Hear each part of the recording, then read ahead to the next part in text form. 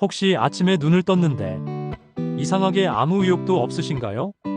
밥맛도 없고 사람 만나는 것도 귀찮고 심지어 좋아하던 취미마저 시큰둥해진 적 있나요? 잠은 잤는데도 머리는 무겁고 가슴은 답답하고 이유 없이 눈물이 날 때도 있죠. 병원에 가면 괜찮다고 하는데 마음은 전혀 괜찮지 않은, 혹시 이런 경험 있으신가요? 딱 3분만 이 영상을 보세요. 끝까지 들으셔야만 지긋지긋한 우울과 불안에서 벗어날 수 있는 이유를 아실 겁니다. 이건 단순한 위로가 아닙니다. 정신과 의사도 약도 필요할 때 도움을 줄 수 있지만, 오늘 제가 드리는 이야기는 당장 오늘부터 집에서 시작할 수 있는 아주 현실적인 해결책이니까요. 사람들은 흔히 이렇게 말합니다. 나이 들면 다 외로운 거지. 기운 없는 건 원래 그래. 하지만 아닙니다. 외로움도 우울함도 그저 나이 탓만은 아닙니다.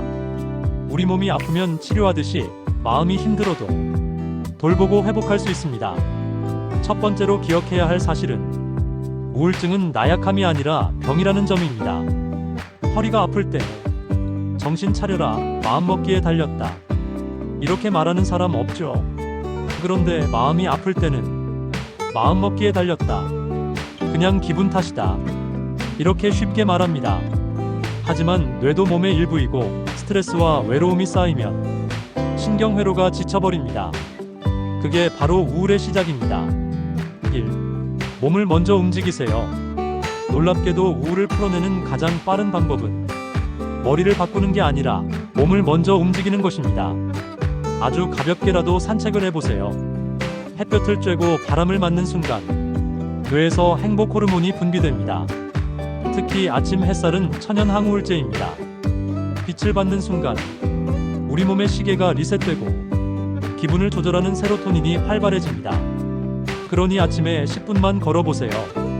약도 돈도 필요 없습니다. 그저 발을 내딛는 순간부터 조금씩 달라집니다. 혼자 있지 마세요. 사람은 원래 혼자 살도록 만들어지지 않았습니다. 같이 밥을 먹고 이야기를 나누고 웃음을 주고받을 때 마음의 면역력이 강해집니다. 혹시라도 대화할 사람이 없다면 동네 복지관이나 작은 모임이라도 좋습니다. 심지어 온라인 모임도 괜찮습니다. 말을 나누는 순간 나만 그런 게 아니구나, 내 얘기를 들어주는 사람이 있구나, 이런 안도감이 찾아옵니다. 지금 이 영상을 듣고 계신 분들 중에 주변에 힘들어하는 분이 있다면 이 영상을 꼭 공유해서 함께 건강해지세요. 혹시 이런 경험 있으신가요? 밤에 누우면 온갖 걱정이 몰려와 도무지 잠이 안 오는 것, 눈은 감았는데 머릿속은 더 시끄럽고 새벽까지 뒤척이다가 아침에 일어나면 몸은 천근만근. 이게 바로 수면 부족과 우울의 악순환입니다. 잠을 지키세요. 잠은 마음의 약입니다. 수면이 부족하면 뇌는 감정을 다스릴 힘을 잃습니다. 그렇다면 어떻게 해야 할까요? 밤 11시 전에는 불을 끄세요. 뇌는 어둠을 만나야 멜라토닌이라는 숙면 호르몬을 만듭니다. 침대에서는 오직 잠만 주무세요. TV 보거나 휴대폰 만지다 보면 뇌는 침대 긴장이라고 기억해버립니다. 짧은 낮잠은 괜찮지만 긴 낮잠은 금지. 낮에 오래 자면 밤잠이 달아납니다. 잠을 잘 자는 순간 생각은 정리되고 마음은 훨씬 가벼워집니다. 먹는 습관이 마음을 만든다. 많은 분들이 놓치는 부분이 있습니다. 바로 식단과 정신 건강의 연결고리입니다. 예를 들어 단 음식을 자주 먹으면 혈당이 오르고 급격히 떨어집니다. 그 순간 기분도 함께 요동칩니다.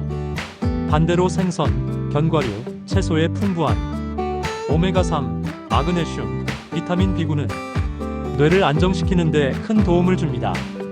오늘 저녁 메뉴를 고르신다면 기름진 패스트푸드 대신 고등어 구이 한 토막, 시금치나 브로콜리 반찬을 곁들여 보세요. 작은 선택 하나가 내일 아침의 기분을 바꿉니다. 감정을 꺼내놓으세요. 우울이 깊어지는 가장 큰 이유는 혼자 꾹 참기입니다. 감정은 뚜껑 닫힌 압력솥과 같습니다. 참을수록 더 뜨겁게 끓어오르다가 결국 폭발해버립니다. 가장 좋은 방법은 누군가에게 털어놓는 것입니다. 친구, 가족, 혹은 전문가라도 괜찮습니다. 심지어 종이에 쓰는 것만으로도 생각이 정리되고 감정의 무게가 가벼워집니다. 혹시라도 내 얘기를 누가 들어줄까 걱정되신다면 지금 이 영상의 댓글창에 짧게라도 남겨보세요. 의외로 같은 고민을 가진 분들과 따뜻한 대화를 나눌 수 있습니다. 한 시청자분의 이야기입니다. 70대 초반 여성분이셨는데 남편을 먼저 떠나보내고 혼자 사시다 보니 하루하루가 너무 공허했다고 합니다. 잠도 안 오고 사람 만나는 것도 두렵고 점점 말수가 줄어들며 몸까지 아프기 시작했죠. 그분이 바꾼 건 아주 작은 습관이었습니다. 매일 아침 햇살을 받으며 동네를 15분 걷기 시작했습니다. 그리고 저녁에는 일기 대신 오늘 내가 고마운 것 3가지를 적었습니다. 처음에는 억지로 쓴 것 같았지만 한 달이 지나자 마음이 달라졌습니다. 그래도 아직 움직일 수 있어 감사하다. 오늘 이웃과 웃으며 인사했다. 이런 기록이 쌓이면서 점점 밝아지셨습니다.